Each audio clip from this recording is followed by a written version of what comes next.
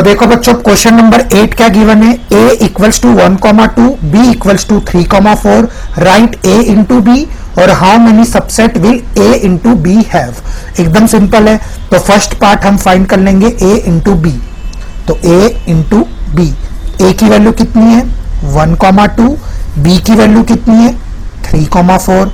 मुझे क्या फाइंड करना है a इंटू बी, तो a इंटू बी कर लेंगे। 1 को मल्टीप्लाई करेंगे 3 से तो 1,3, फिर 1 को मल्टीप्लाई करेंगे 4 से 1,4। 1 का सब काम खत्म हो चुका है। अब देखो 2,3, ठीक है, और फिर लास्ट क्या हो जाएगा 2,4। डन। तो यहां पे हमारा पार्ट 1 हो गया। अब देखो क्या बोल रहा है, how many subset will a into B have. तो देखो अब आपको नंबर ऑफ सबसेट का मैं फॉर्मूला बताता हूं। नंबर ऑफ सबसेट, ठीक है, क्या है formula 2 raise to n a into B.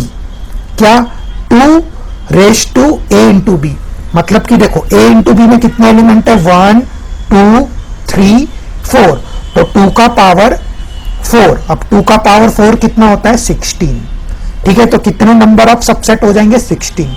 आया समझ में, ये फॉर्मूला एकदम अच्छे से समझ लो, ठीक है। a क्रॉस b जो भी आया 1 2 3 4, तो 2 का पावर 4। अगर यहाँ पे 5 आता तो 2 का पावर 5, अगर यहाँ पे 6 आता तो 2 का पावर 6।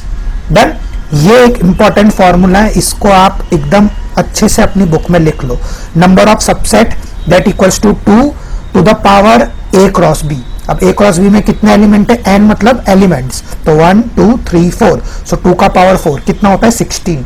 अब देखो बच्चों क्वेश्चन नंबर 9 क्या गिवन है, एकदम सिंपल है, सिर्फ 10 सेकंड लगेगी ये क्वेश्चन को सॉल्व करने के लिए। तो देखो पहले क्वेश्चन रीड कर लो अच्छे से। If a and b are the two sets such that n a equals to 3 and b equals to 2, if x, 1 y, 2 z, 1 are in a cross b, ठीक है, ये इंपॉर्टेंट है। a क्रॉस b मतलब a cross b का answer ये है। तो हमको क्या फाइंड करना है, फाइंड a एंड b। तो मैंने आपको बताया था a क्रॉस b मतलब फर्स्ट वाली वैल्यू किसकी हो जाएगी a की, और सेकंड कौन है b, तो सेकंड वाली वैल्यू किसकी हो जाएगी b की। तो फाइंड a की वैल्यू क्या हो जाएगी फर्स्ट वाला x y z, तो x y z, और b की वैल्यू क्या हो जाएगी सेकंड वाली 1 2 1। बट यहाँ पे 1 2 बार रिपीट हो रहा है, देखो 1 2 1, 1 इधर भी है 1 इधर भी है, तो कितनी बार लिखेंगे सिर्फ एक ही टाइम। तो b की वैल्यू क्या हो जाएगी 1 2।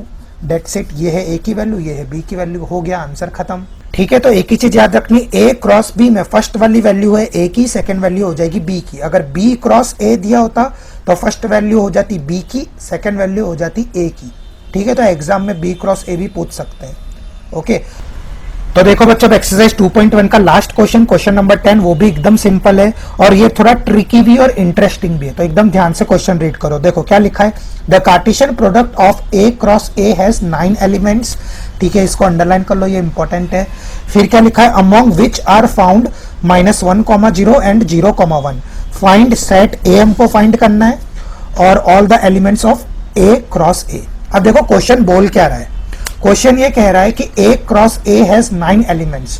टोटल कितने एलिमेंट्स होने चाहिए 9, जिसमें से 2 हमको दिए हुए हैं। तो ठीक है लिख लेते हैं। देखो a क्रॉस a क्या लिखा हुआ है -1, 0, ठीक है, और 0, 1।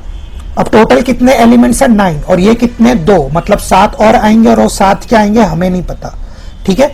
बट हमको एक चीज पता है कि पहली a क्रॉस a मतलब ये जो a है उसकी पहली वैल्यू क्या आ जाएगी -1, 0, ठीक है। हमने काफी बार पढ़ा हुआ है, देखो ये वाले क्वेश्चन में भी हमने किया था a क्रॉस b, तो फर्स्ट वैल्यू किसकी है a, सेकेंड वैल्यू किसकी हो जाएगी b की।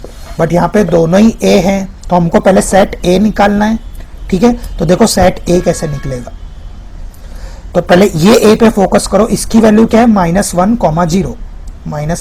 0, और ये दूसरे a की वैल्यू क्या हो जाएगी, क्या बच रहा है -1 हो गया, ये वाला 0 आ गया, अब क्या बच रहा है सिर्फ 1, तो यहाँ पे हम लिख देंगे 1। तो a की वैल्यू क्या आ गई, सेट a क्या हो गया हमारा a इक्वल्स टू -1 0 1, ठीक है। तो मेरा फर्स्ट पार्ट हो गया। देखो क्या फाइंड करना था हमको, फाइंड सेट a, तो सेट a हमारा फाइंड हो गया। Find the remaining elements of a cross a, बस अब a क्रॉस a निकाल लो और आपका आंसर आ जाएगा। तो देखो क्या है, -1 0 1 इंटू -1 0 1। अब हमको इसका मल्टीप्लाई करना है तो काफी बार कर चुके हम। -1 पहले होगा -1 से, तो -1 कॉमा -1, ये एक पैर बन गई। फिर -1 होगा 0 से, -1 कॉमा 0, ये दूसरी पैर बन गई। फिर -1 होगा +1 से, तो -1 कॉमा 1। ठीक है, -1 का काम खत्म। अब देखो 0 0 कॉमा -1 0 कॉमा -1, फिर 0 कॉमा 0, तो 0 कॉमा 0, फिर 0 कॉमा 1, तो 0 कॉमा 1।